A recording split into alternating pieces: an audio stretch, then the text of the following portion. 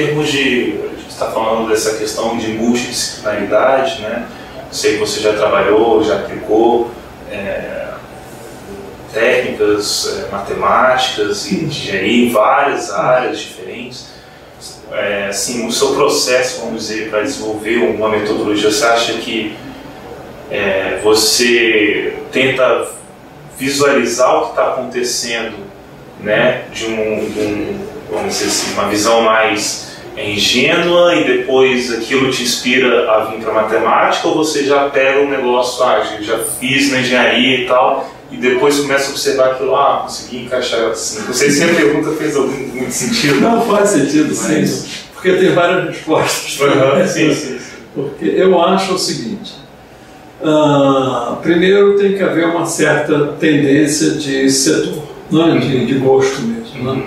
Quando você entra numa universidade, né, essa mesmo aberta, você tem certas tendências. Eu posso gostar mais das áreas de matemática, modelagem matemática, então você pode concentrar ali, não pode ignorar o resto. Sim. Se você tem outra mais da área experimental, por exemplo, a medicina, biociências, química, física, né? Tem muito a ver com a área experimental. Você tem que ir para o laboratório, tem que ver as coisas acontecerem. Tem gente que tem gosto para isso. Tem outros que gostam mais do ócio produtivo, querem pensar, né, ser mais filósofos também, né? Eu acho também que isso vale, quer dizer, pensar um pouco a história, né? Então tem que ser a sua tendência. Agora, a universidade, ela precisa ser atrativa, quer dizer, ela precisa oferecer condições e se expor de modo a atrair os estudantes. Olha, você quer ir para a biociência, quer estar no teu laboratório, mas olha, fazer algumas contas dá certo para resolver os seus problemas, entendeu? Tem que ter esse atrativo. Então eu acho que tem que ter essa combinação, né?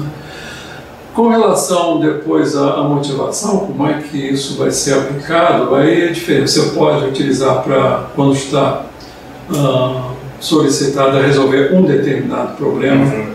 Na minha área, por exemplo, isso aconteceu com dinâmica populacional, quando eu estava no LNCC, no estudo de malária, por exemplo. Então, teve uma modelagem com um grupo, somente a professora Ana Weiser, hoje ela está lá na Federal da Paraíba. Fizemos uma modelagem muito interessante, que tem tido muito sucesso, né? Até pessoas têm citado bastante, sobre a influência da temperatura e das condições climáticas na reprodução dos mosquitos e, portanto, na incidência de malária, né? E um outro que foi uma coisa... Olha, a pesquisa depende muito de circunstâncias, né? Foi a partir de um médico que visitou o LNCC e nós conversamos com ele. Ele vinha de Rondônia. E sobre a São Paulo de malária, pois é, lá em Rondônia, o prefeito anterior, ele resolveu aplicar recursos na área de saúde com medicação para malária, tratamento de malária, etc.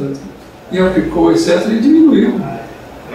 Depois o outro veio, deixou, aumentou de novo. Disse, mas será mais tratamento? Esse tratamento, alguns era completo, porque tem que ter uma certa frequência nos hospitais para tomar vacinas, ou seja, medicamento. Então nós fizemos também a influência se o tratamento é completo ou incompleto, né? Como é que... E funcionou muito direitinho. E finalmente a influência da temperatura, com o aquecimento global, aumenta a incidência. Então isso foi uma aplicação. Quer dizer, tinha uma aplicação, tínhamos os instrumentos, porque era muito boa matemática também, tinha toda a parte de computação, então isso funcionou bem, né? Então esse é um modo de você fazer ciência. Depois teve outro, foi também com outra moça lá também, que era professora da PUC de Petrópolis. Ela fez doutorado na área de reprodução do pirarucu. Deu resultados muito interessantes. Então isso é o mesmo, tem um problema, tem que resolver, pega os instrumentos, né? Aí essa não tinha tanta formação matemática. Bom, eu vou precisar disso, aí foi estudar matemática para isso. A Ana Weiser foi estudar mais a parte biológica, né? De como é que é a transmissão da malária e tudo, você faz complementações. E tem outros que saem de maneira absolutamente aleatória. Mas esse é a vida do pesquisador. Quanto mais você pesquisa, mais chance você tem de fazer coisas. Eu vou te mostrar. Essa é uma história interessante, porque tem um desdobramento recente. Eu vou mostrar para vocês também. Era isso. Uma vez, todo mundo faz isso várias vezes por dia. Quem faz pesquisa, então, não deu certo. Quando não tinha computador, então, agora não, que você dá um clique para apagar tudo. Mas antigamente não tinha que fazer isso. Joga fora. Aí um dia você pega. Será que eu deixei de ter uma coisa que ele escreveu? Eu acho que ficou aqui. Aí você abre. E você vê que fica uma topografia, né? Fica uma topografia. Isso aqui parece um conjunto de montanhas. Mas existe uma teoria chamada de fractais que determina como é que são essas, caracteriza esse tipo de dobramento. Então, será que isso pode ser classificado? Aí você vai, se for, aí se eu faço uma bolinha menor,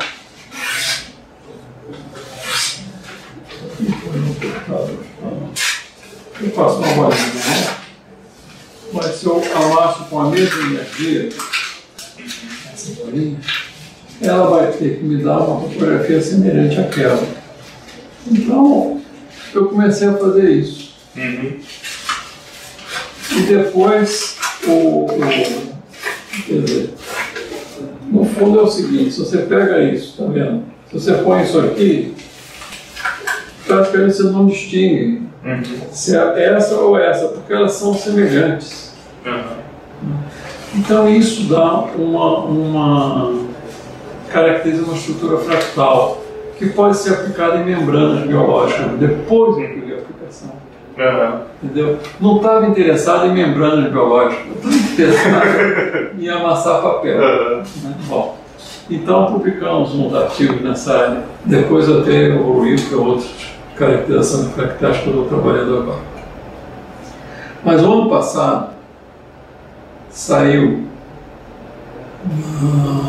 há um ano, foi em novembro, dia 26 de novembro, um pouco mais de um ano, no New York Times, um artigo de um repórter científico da área de ciência, dizendo como o papel se amassa. How paper crumbles. E descrevendo fotografia disso de bolinhas de papel. Dizendo que 4 pesquisadores, 2 de Berkeley e 2 de Harvard, tinham trabalhado em amassar bolas de papel, desembolar bolas de papel, que coisa fantástica. E descobriram invariantes nessas coisas. Então, só que eles não citaram o que eu fiz há 15 anos atrás. Eu não quero ser acreditado, porque às vezes não ver, mas não citaram.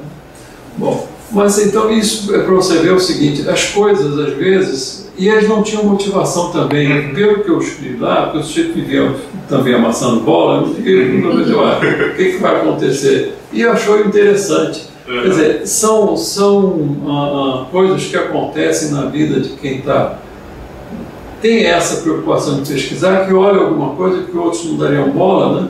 Mas como você tem um conhecimento anterior de coisas parecidas, quando você olha esse negócio, mas isso aqui pode ser um fractal, né?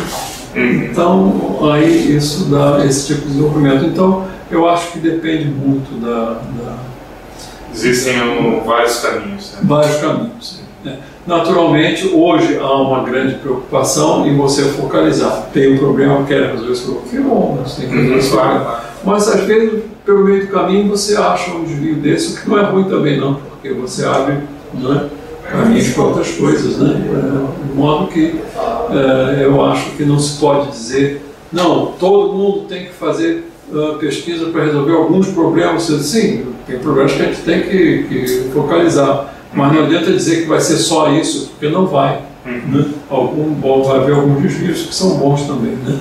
Então, porque você não pode dizer, vou descobrir alguma coisa, amanhã vai cair do céu. Não vai. não vai. Você depois que vai, então fica trabalhando, que um dia aparece. Né?